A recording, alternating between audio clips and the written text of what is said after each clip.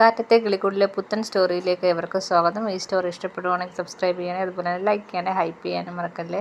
എല്ലാവരും കോളേജിൽ എന്താ നടന്നത് എന്ന് ചോദിക്കുന്നുണ്ട്. അപ്പം നിധി കാര്യങ്ങളൊക്കെ പറയുന്നുണ്ട്.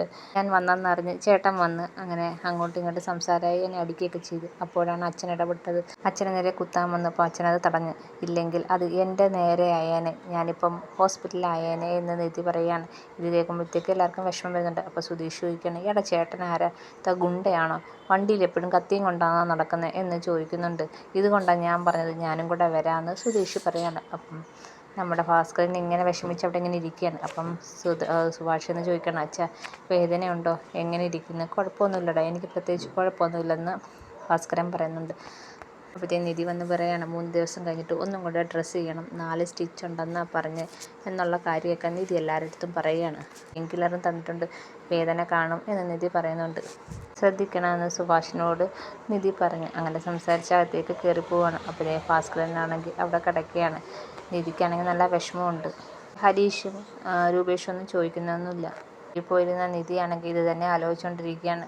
ചേട്ടൻ എന്താ ഇത്രയും ക്രൂരനായിപ്പോയത്, എന്നോട് ഒരു തരി സ്നേഹം പോലുമില്ല, ഇത്രയും നാൾ കാണിച്ചതെല്ലാം അഭിനയമായിരുന്നു, ഞാനൊരു തെറ്റ് ചെയ്തപ്പോഴത്തേക്ക് ആ സ്നേഹമെല്ലാം പോയോ എന്നൊക്കെ നിധി ഇങ്ങനെ ആലോചിച്ച് വിഷമിച്ചിരിക്കുകയും ഭാസ്കരനെ കുത്തുന്നതും ഒക്കെ നിധി ഇങ്ങനെ ആലോചിച്ച് സങ്കടപ്പെടുവാണ്. അപ്പോഴാണ് നിധി ഓർത്തത്, ഭാസ്കരൻ മരുന്ന് കഴിച്ചോ എന്ന് അന്വേഷിക്കണം എന്ന് തോന്നിയത്. അപ്പോഴേ എണീച്ച് ചെന്ന് നോക്കുമ്പോഴത്തേക്ക് ഭാസ്കരൻ അവിടെ കിടക്കുകയാണ്. ഉടനെ അകത്ത് പോയി ഗുളിക എടുത്തുകൊണ്ട് വന്ന് ഭാസ്കരനെ വിളിക്കുന്നുണ്ട്. അച്ഛാ മരുന്ന് കഴിക്കണ്ടായോ എന്ന് ചോദിക്കുന്നുണ്ട്. അപ്പോൾ ഭാസ്കരൻ ഇനി നോക്കുമ്പോൾ നിധി മരുന്നുമായിട്ട് നിൽക്കുന്നുണ്ട്. ഇതൊക്കെ കണ്ടുകൊണ്ട് സുഭാഷ് വരുന്നുണ്ട്. സുഭാഷിന് ഭയങ്കര സന്തോഷമാവുന്നുണ്ട്. അപ്പോഴത്തേക്ക് ഭാസ്കരൻ എണീക്കുമ്പോഴത്തേക്കും നിധി കൊണ്ടുവന്ന് മരുന്ന് കൊടുക്കുന്നുണ്ട്, വെള്ളവും എടുത്ത് കൊടുക്കുന്നുണ്ട്. അപ്പം ഭാസ്കരൻ മരുന്ന് കഴിക്കുന്നുണ്ട്. മോളെന്തിനാ ഇതിനൊക്കെ ബുദ്ധിമുട്ടാതെ, ഞാനെടുത്ത് കഴിച്ചോളുമല്ലോ, അത് കുഴപ്പമില്ല, അച്ഛൻ കൃത്യമായി മരുന്ന് കഴിക്കണം എന്നും പറഞ്ഞ നിധിയാണെങ്കിൽ ആ മരുന്ന് കൊടുക്കുകയാണ്. അപ്പം സുഭാഷിന് ഭയങ്കര സന്തോഷമാവുന്നുണ്ട്. സുഭാഷ് ഇതെല്ലാം ദൂരെ നിന്ന് കാണുന്നുണ്ട്. അച്ഛനും അതുപോലെ മാറ്റം ഉണ്ടെന്ന് സുഭാഷിനും തോന്നി. പിന്നെ മരുന്നൊക്കെ കൊടുത്തിട്ട് നിധി അവിടെ പോയി നിന്ന് ഓരോന്ന് ആലോചിക്കുകയാണ്. അപ്പോൾ സുധീഷ് അങ്ങോട്ട് വരികയാണ്.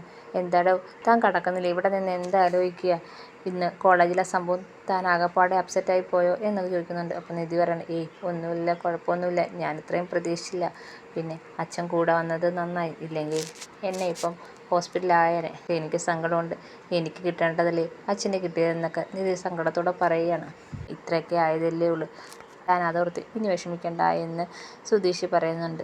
പിന്നെ നമുക്ക് എത്രയും പെട്ടെന്ന് സുഭാഷ് ഏട്ടൻ്റെ കല്യാണം നടത്തണമെന്ന് നിധി പറയാണ്. അതെന്താടോ താൻ ഇപ്പം അങ്ങനെ പറയുന്നതെന്ന് ചോദിക്കണം. അല്ല, ആ സുഭാഷ് ഏട്ടനൊരു പാവമാണ്, നിങ്ങളുടെയൊക്കെ കാര്യങ്ങൾ നോക്കി സുഭാഷ് ഏട്ടൻ്റെ ജീവിതം കളഞ്ഞു കഴിഞ്ഞാൽ കുറേ കാലം കഴിയുമ്പം നിങ്ങളെല്ലാം പൊടിയും തട്ടി പോകുമ്പോഴത്തേക്ക് സുഭാഷ് ഏട്ടനൊരു ജീവിതം കാണത്തില്ല, അങ്ങനെ വരല്ലേ, ഇപ്പോഴേ അതിനുള്ള മുൻകരുതലെടുക്കണം, സുഭാഷ് ഏട്ടന് ഒരു ജീവിതം വേണം എന്ന് നിധി പറയാണ്. ഇത് കേൾക്കുമ്പോഴത്തേക്ക് സുധീഷിന് ഭയങ്കര സന്തോഷമാവുന്നുണ്ട്. എങ്കിൽ ആ പാവത്തിൻ്റെ ജീവിതം ഹോമിച്ചു പോകത്തേ ഉള്ളൂ നിങ്ങൾക്ക് വേണ്ടി എന്ന് നിധി പറയാണ്. അപ്പം സുധീഷ് പറയാണ്, താൻ വിഷമിക്കണ്ടാടോ, നമുക്ക് എത്രയും പെട്ടെന്ന് തന്നെ സുഭാഷ് ഏട്ടൻ്റെ കല്യാണം നടത്താം എന്ന് സുധീഷ് പറയുകയാണ്. നാളെ ആ ബ്രോക്കറിനെ ഒന്നും കൂടെ വിളിച്ചിട്ട് അയാൾ പറഞ്ഞ പെണ്ണിനെ പോയി കാണാം, എത്രയും പെട്ടെന്ന് തന്നെ കല്യാണം നടത്താം എന്ന് പറയാണ്. അപ്പം നിധി പറയാണ്, സുനന്ദയുടെ വിവാഹം നടക്കുമ്പോൾ സുഭാഷ് ഏട്ടന് എന്തായാലും ഒരു വിഷമമൊക്കെ ഉണ്ടാവും, അതുണ്ടാവാൻ പാടില്ല, സുഭാഷ് ഏട്ടന് ഒരു ജീവിതം വേണം, ആർക്കും വേണ്ടി ജീവിതം ഹോമിച്ച് കളയാൻ പാടില്ല എന്ന് നിധി പറയാണ്. സുധീഷ് വിചാരിക്കാൻ, പതുക്കെ ഇവിടെ ഉള്ള ഓരോരുത്തരുടെയും കാര്യം കുറിച്ച് അവൾ ചിന്തിക്കാൻ തുടങ്ങി, എൻ്റെ കാര്യം കൂടെ ചിന്തിച്ചാൽ മതിയായിരുന്നു എന്ന് പറയാണ്. ആണെങ്കിൽ സുധീഷിനോട് സംസാരിക്കുന്നുണ്ടെങ്കിലും പഴയ ദേഷ്യമൊന്നും കാണിക്കുന്നില്ല. അത് സുധീഷ് ശ്രദ്ധിക്കുകയും ചെയ്യുന്നുണ്ട്. അങ്ങനെ പിറ്റേന്ന് നേരം വിളിക്കുമ്പോൾ തന്നെ സുധീഷ് ഇങ്ങനെ ആലോചിക്കുകയാണ്, എങ്ങനെയെങ്കിലും നിധി എന്നോട്ട് കൂടുതൽ അടുക്കണം, അതിന് എന്താ ഒരു വഴി എന്നൊക്കെ ഇങ്ങനെ ആലോചിച്ചുകൊണ്ടിരിക്കുകയാണ്. അപ്പോഴത്തേക്കും നിധി വരുന്ന കണ്ടപ്പോഴത്തേക്ക് ഓടിപ്പോയി വിളക്കൊക്കെ കത്തിച്ചങ്ങ് പ്രാർത്ഥിക്കുകയാണ്. ഈ വീട്ടിലുള്ള എല്ലാവർക്കും നല്ലത് വരണേ എന്നൊക്കെ പറഞ്ഞങ്ങ് പ്രാർത്ഥിക്കുകയാണ്. അത് കാണുമ്പോഴത്തേക്ക് നിധിക്കൊരു സന്തോഷമൊക്കെ ആവുന്നുണ്ട്.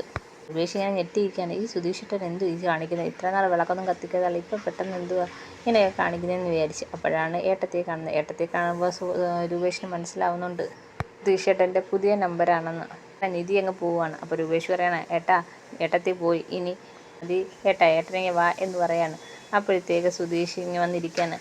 നിനക്ക് മനസ്സിലായില്ലേ, പിന്നെ ഞാൻ ഏട്ടനെ എത്ര കാലം കൊണ്ട് കാണുന്നേ, ഇതൊക്കെ ഏട്ടൻ്റെ ഒരു നമ്പറാണെന്ന് എനിക്കറിഞ്ഞൂടായോ എന്നും പറഞ്ഞ് രൂപേഷാണെങ്കിൽ സുധീഷിനെ കളിയാക്കുകയാണ്. അതുപോലെ തന്നെ നിധിക്കാണെങ്കിൽ ഭാസ്കരനോടൊരു സ്നേഹമൊക്കെ തോന്നുന്നുണ്ട്.